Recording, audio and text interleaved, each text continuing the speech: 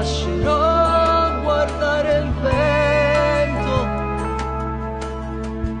per paura che ti porti via.